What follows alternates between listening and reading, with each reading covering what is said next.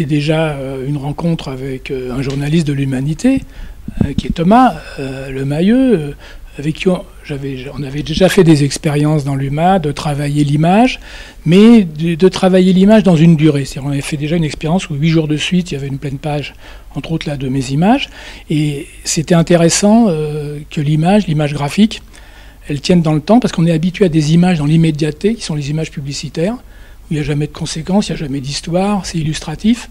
Donc avoir une répétition de forme, d'émotion dans un certain registre, voilà, ça me paraissait intéressant. Vous remarquerez que très souvent ce sont des images qu'on pourrait dire relativement simples, qui sont complexes dans leur invention, dans les savoirs qu'elles contiennent, mais qui donc, par des formes assez simples, arrivent à transmettre ou à orienter des émotions d'une manière très très heureuse. Je crois que si on veut dénoncer des malheurs, il faut montrer des parts de bonheur perdues. Sans ça, on ne fait que illustrer le malheur.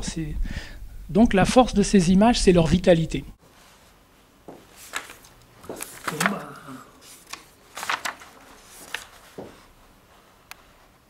Ça me fait plaisir d'exercer un métier qui me permet de partager, d'ouvrir ma gueule en faisant des images, et qui me permet ensuite de partager le regard d'autres graphistes qui, à travers les époques, ont amené aussi ce plaisir du partage, quoi.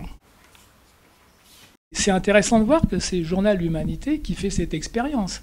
Et c'est ça qu'il faudrait développer dans les milieux dits de culture, c'est travailler la culture comme l'expression du politique et de multiplier ces tentatives, multiplier ces expérimentations. C'est pas forcément ce qu'on voit. Il y a un côté d'assurer un petit peu les choses. Le goût du risque est un peu passé à un moment où il faudra le développer au maximum pour le mettre en rapport avec les misères qui s'accélèrent. Il faudrait peut-être avoir une pratique, on pourrait dire révolutionnaire, y compris dans les formes.